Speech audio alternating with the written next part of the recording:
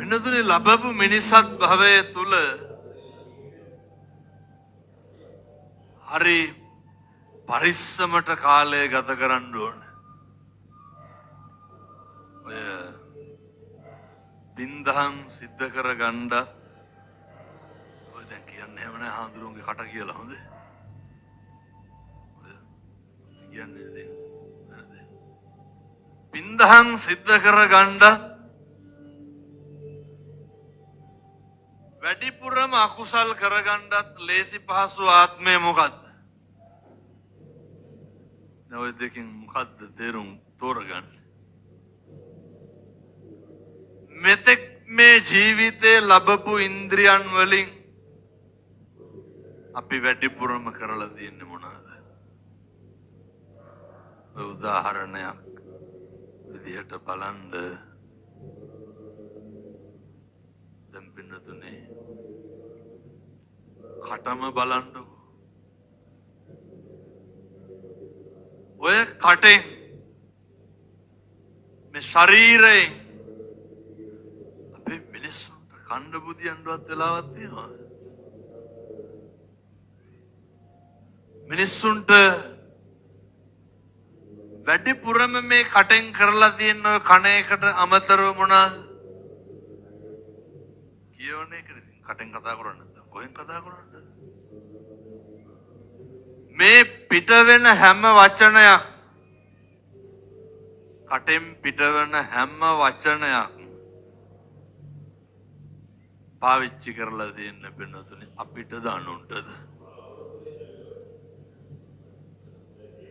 sannivedana කරගන්න කට පාවිච්චි කරන්න ඕන කුසලයේ පිණිස. අපි වැඩිපුරම කරන්නේ කට අවභාවිතා කරන එක නෙමෙයි.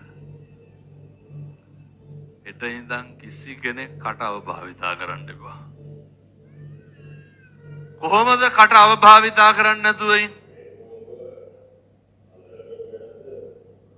පුළුවන් තරම් කට භාවිතා කරන්න කුසලයේ කියන්න බලන්න කටෙන් කරගත්ත කුසලය. එම මතක හිටින කටෙන් කරගත්ත පින්කමක් කියන්න බලන්න. කටින් පින්කම් කරන්න පුළුවන් හරියට. හරියට කටින් කුසල් සිද්ධ කරගත්ත හැකි. ඔය කටින් බැරි දාන එක හොඳ කියන්න බෑද? කවද්ද කිව්වේ? නැහම නිකන් ඉන්න ගමන් කල්පනා කරන්න. තවත් අන්තිමේට ගෙදර බිරිඳගේ ගුණයක් කිව්වේ. මේ රටේ ලෝකෙ මිනිස්සු ගැන නෙමෙයි මම මේ කියන්නේ. තවත් අන්තිමේට ස්වාමියාගේ ගුණයක් කිව්වේ. ඔය මතක් කරන්න ඕනේ ඉඳගෙන හොඳේ. ඔහොම මතක් කරන්න. තවත් දරුවන්ගේ හොඳක් කිව්වේ. ඔච්චරයි ගෙදර ඉන්නේ. බිරිඳ ස්වාමියා දරුවෝ. ඔය තුන්ගොල්ල අනේකාගේ හොඳක් ගුණයක් කියපු දවසක් තියෙනවද? මිනිස්සු වැඩිපුරම කටින් මොනවාද කරන්නේ? අනේකා විවේචනය කරන එක. අනේකාට වැරදි කියන එක. අනේකට දුස්පරොස් කියන එක. අදිෂ්ඨාන කරගන්න හෙට ඉඳන් කිසි කෙනෙකුගේ හිතක් හරි රිදෙනවා නම් කුණුහරුපයක්වත් කියන්න එපා. පැහැදිලිද මං කියන්නේ? දැන් මේ වෙනකොට ඔය කටවල් වලින් කුණුහරුප කීයක් විතර කියලා ඇද්ද? නෑ එකක් මතක් කරන් ඉන්නකෝ. කොහොමද දෙකට වැඩි? වැටෙන්ද? පහක්වත් කියලා තියෙනවනේ මේ වෙනකොට. දැන් මොන පහද භගවති ගණන් කුණුහරුප පල්ල ඇදින මේ වෙනකොට. ඇයි ඒ? ඇත්තටම ප්‍රශ්නයක් අහන්නද? මොකටද කුණුහරුප කියන්නේ? ඔහොම හදවතින් තට්ටුවක් දාලා අහන්න මොකද්ද තියෙන ලාභය? මොකක් හරි කරන කියන එක ප්‍රතිඵලයක් තියෙන්න බෑ. මොකද්ද තියෙන ප්‍රයෝජන? මේ පැතිවල බොනවද නැහැ? සාතිකම දන්නේ නැතිද? නැතුව. වාද්දුව හොඳයි.